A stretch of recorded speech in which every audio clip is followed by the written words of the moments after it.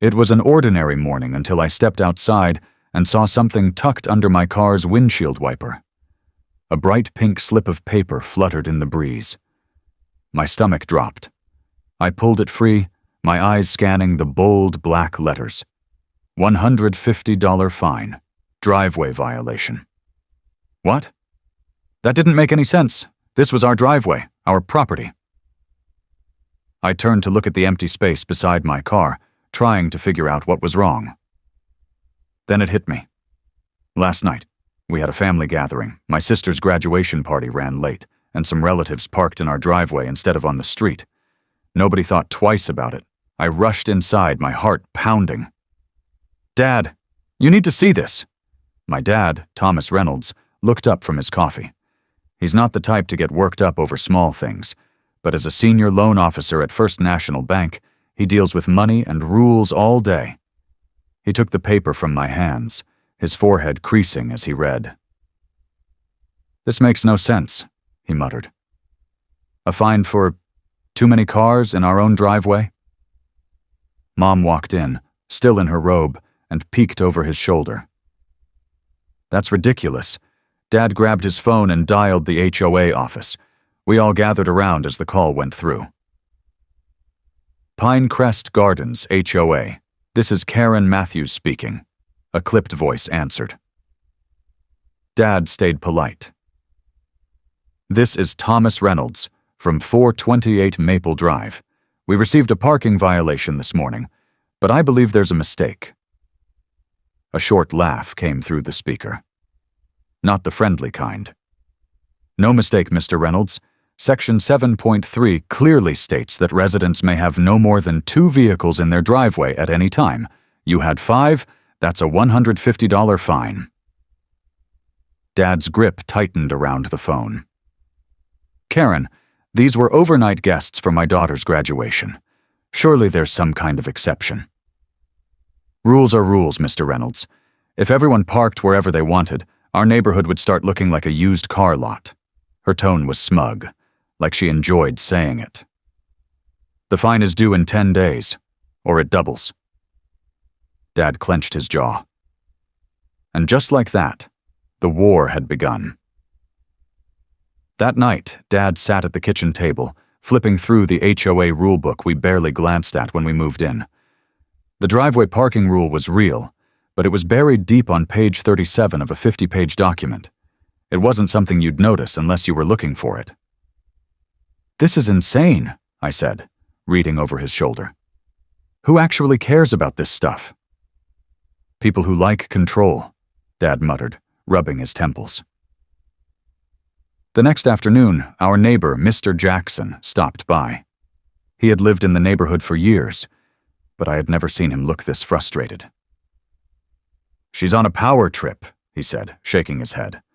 "Last week she made my son take down his basketball hoop. It had been up for 5 years without a problem. Then she fined the Garcias for having the wrong colored flowers in their front yard. And Mrs. Wilson? She's 80 years old, and Karen gave her a violation for having a bird feeder that was too large. I could feel my blood boiling. Karen wasn't just enforcing rules, she was looking for reasons to fine people. The next morning, we woke up to another pink slip. This time, the violation? Grass exceeding 3.5 inches. Fine. $75. Dad looked out at our front lawn. He had mowed it 4 days ago. "She's messing with us," he said, gripping the fine in his hand. At this point, Dad started digging deeper. He pulled out past violation notices, HOA meeting minutes, anything he could find. That's when he noticed something odd. Certain houses were never fined. Not once. Meanwhile, ours, Mr. Jackson's, and a few others were getting hit over and over. And then the fines got even more ridiculous. Wind chimes too loud, $50 garden gnome, not on the approved list, $100 trash bins visible for more than 5 minutes after pickup, $200. By the end of the week, we had racked up over $400 in violations. One afternoon, as I peeked through the blinds, I saw Karen standing across the street. She wasn't even trying to hide it. She was just watching our house. She smiled, pulled out her phone, and took a picture of our lawn. We were being targeted, and it was only getting worse. One evening, Dad came home from work with a look on his face that I'd never seen before, somewhere between amusement and disbelief. He set his briefcase down and pulled out a folder. "Guess what I found out today?" he said, flipping through the papers. "The HOA is applying for a $1.2 million loan." Mom and I stared at him. "For what?" I asked. "They want to renovate the community center," he said. "Big project, fancy upgrades, and guess which bank they applied to?" A pause. Then it hit me. "Yours?" Dad nodded. Then his grin widened. "And guess who's assigned to review their loan?" Everything clicked into place.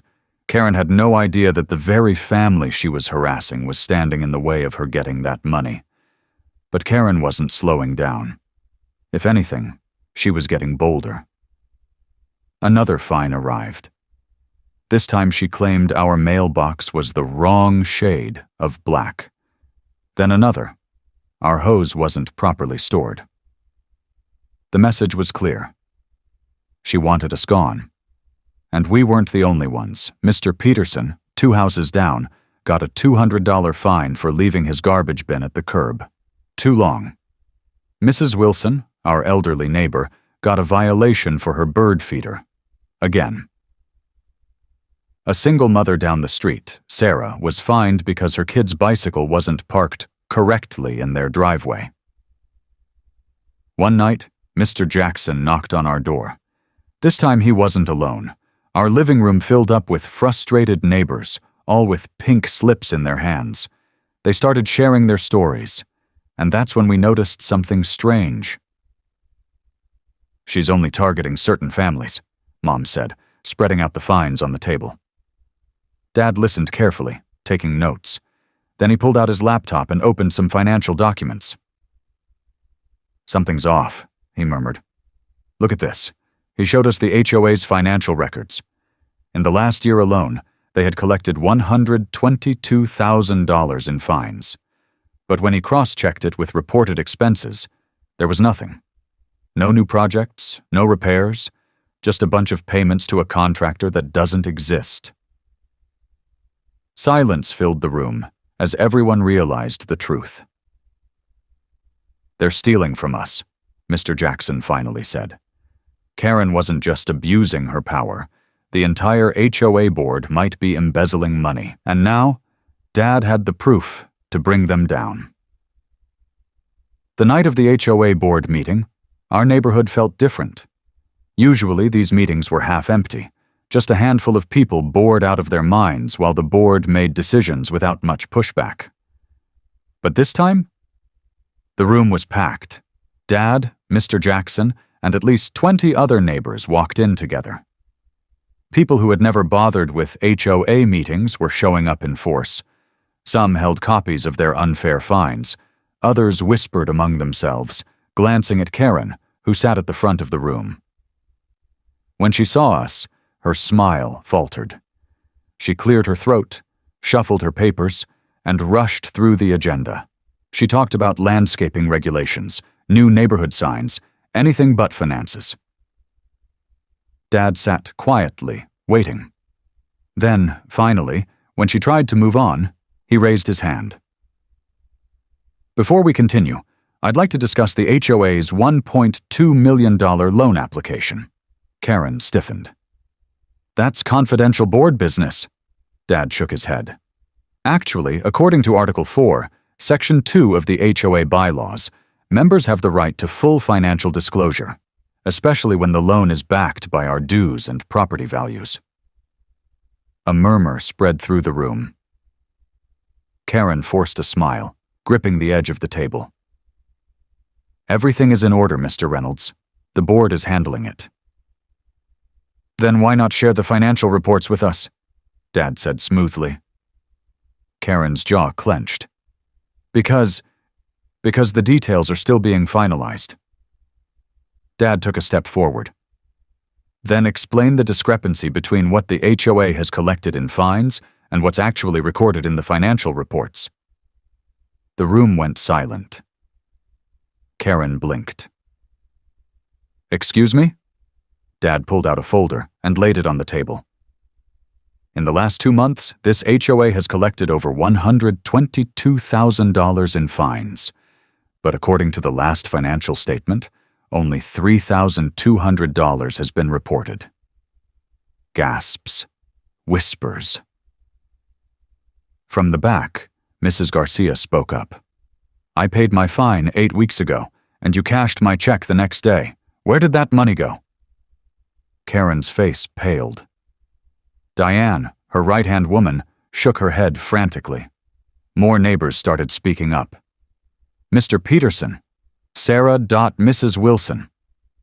I paid my fine too, but it's not on the report. Where's all this money, Karen? Karen's eyes darted around the room. She grabbed her gavel and banged it down hard. This meeting is over, she snapped. She grabbed her papers and stormed out before anyone could stop her. But she wasn't running from a meeting. She was running because she had just been caught. The next morning, we woke up to a disaster. Our front garden, completely destroyed. Plants ripped from the ground, flower pots smashed, dirt scattered everywhere. It wasn't random. Someone wanted to send a message. Dad walked out onto the porch, his jaw tightening. He didn't say anything at first, just looked around. Then he turned to me. Check the security camera. I ran inside, pulled up the footage, and there she was. Karen. At 2:17 a.m., she crept across our lawn with a flashlight. She bent down, yanking plants out with both hands. At one point, she actually kicked over a garden gnome. Then, as she was hurrying away, our motion sensor lights flipped on. She froze like a deer in headlights before sprinting back to her car. Dad sat down, watching the footage in silence. Then, as if on cue, I heard Mom yell from the front door. Another pink slip, another fine, landscaping debris. $200. I almost laughed. She trashed our yard, then fined us for it, but Karen wasn't done. A few hours later, we got an official complaint letter from the HOA. Karen had accused us of harassing her. She's trying to flip this around, Mom said, scanning the letter. Dad exhaled slowly. She's desperate. And we were right. That night, Karen showed up at our house. She wasn't smug this time. She looked rattled. Thomas, she said, forcing a smile. Can we talk? Dad folded his arms. Go ahead. Karen hesitated, then lowered her voice. Let's make this easy. I'll erase your fines, every single one. In exchange, you drop this loan nonsense. Dad didn't even blink. He pressed record on his phone in his pocket. And why would I do that? He asked. Because, Karen said, her voice dropping to a hiss, this is bigger than you think. If you keep pushing, things will get difficult for your family. Dad let her finish, then calmly pulled his phone from his pocket and stopped the recording. I'll be sending this to my bank's fraud department. Karen's face went pale. That night, Dad officially reported the HOA for financial fraud. A full bank audit was launched. The moment Karen got word, she went into full panic mode. She ran to Facebook, posting a dramatic rant about how our family was tearing the neighborhood apart. She tried to rally support, painting herself as the victim. But it backfired. The comment section? Brutal. Karen, you fined my grandma for a bird feeder. You made a single mom pay $100 for a kid's bike being parked wrong. Where's all the fine money, Karen? One by one, the community turned against her. And Karen? She was running out of moves. A week later, the audit results came in. Dad got the email while we were eating dinner. He opened it, read for a moment, then let out a low whistle. It's worse than I thought, he muttered. Mom leaned over his shoulder. Fraud. Dad nodded. HOA funds weren't just mismanaged, they were stolen. The report showed that thousands of dollars in fines had never made it into the official HOA accounts. Instead, the money had been funneled into fake invoices, payments for maintenance work that was never actually done. And the kicker? Most of the payments went to Karen's brother-in-law's fake company. Dad looked up at me. This is enough to take them down. The next HOA board meeting was a circus. Word had spread fast, and the entire neighborhood showed up. Some people brought printouts of their fines. Others just stood with their arms crossed, staring at Karen as she sat at the front of the room. She looked different. No fake smile, no smug attitude. She just kept shuffling papers, avoiding eye contact. She knew what was coming. Dad stood up. "We need to talk about the audit results." Karen cut him off immediately. "That information is private." Dad shook his head. "Not when it involves stolen HOA funds." A murmur spread through the room. Karen turned red. Dad pulled out a folder. According to the audit, over $100,000 in fines have been unaccounted for. That money was funneled into payments to Martinez Landscaping, a company that doesn't exist. Someone in the back muttered, "Wow." "Except," Dad continued, "it does exist. On paper. It's registered under Karen Matthews' brother-in-law." Gasps. People started whispering. Mr. Jackson stood up. "So that's where our money went?" Karen slammed her hand on the table. "This is a setup. None of this is true." But then Mrs. Garcia stood up. "Karen, explain why my fine isn't listed in the HOA records. I paid $300 for unapproved patio furniture. Where did it go?" Then Sarah, the single mom, spoke up. "You fined me for a bike. My check was cashed, but it's not in the reports either." One by one, people started shouting questions. "Where's the money, Karen? Did you think no one would notice? Resign! Now!" Karen's eyes darted around the room, looking for support. There was none. That's when Mr. Gonzalez, the retired judge, stood up. "I'd like to call for an emergency vote to remove Karen Matthews and the entire HOA board." Karen's mouth fell open. "You can't. It's in the bylaws," Mr. Gonzalez interrupted, "and we have enough members present to vote." Hands shot up, one after another. Karen's face went pale. By the time the count was finished, 92% voted to remove the board immediately. It was over. Karen stood up so fast that her chair tipped over. She grabbed her things, shoved them into her bag, and stormed out the door. She didn't even look back. But her problems weren't over. The very next day, her loan application was denied. Without access to the HOA's finances, she couldn't secure the funding for the community center project she had been bragging about. Everything she had worked for fell apart overnight. And then came the legal trouble. The bank's fraud department reported their findings to the district attorney. Investigators were already looking into Karen's handling of HOA funds. Now, they had proof. The last time we saw her, she was loading boxes into a moving truck. Karen Matthews was gone, and for the first time in years, our neighborhood finally felt like home again. A few weeks later, Karen was gone.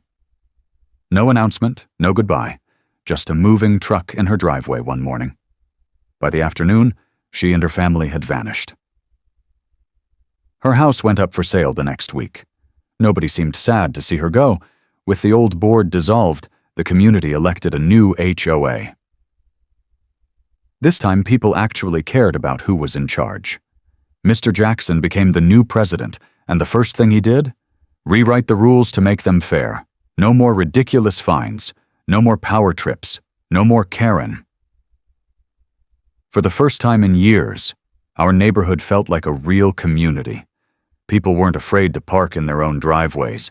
Kids could ride bikes without someone measuring where they left them.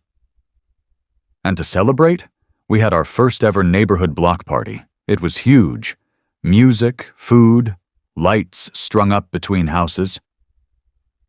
And the best part? Mr. Jackson made sure we got a permit to allow street parking. Cars lined both sides of the road just to prove a point. Late in the evening, Diana, Karen's daughter, walked up to our porch. She looked nervous, like she wasn't sure if she should be there. I just wanted to say... She hesitated, then sighed. I'm sorry for everything my mom did. I nodded. It wasn't your fault. She thought she was protecting the neighborhood, Diana said, but somewhere along the way, she forgot what really mattered. As she turned to leave, I looked around at the driveway full of cars, at the kids playing in the street, at the neighbors who had once been strangers but were now friends. This all started over a parking fine, but in the end, it wasn't about parking. It was about fairness, about standing up when something isn't right. Sometimes, the smallest injustices uncover the biggest problems, and when you fight back, you don't just fix one issue, you change everything.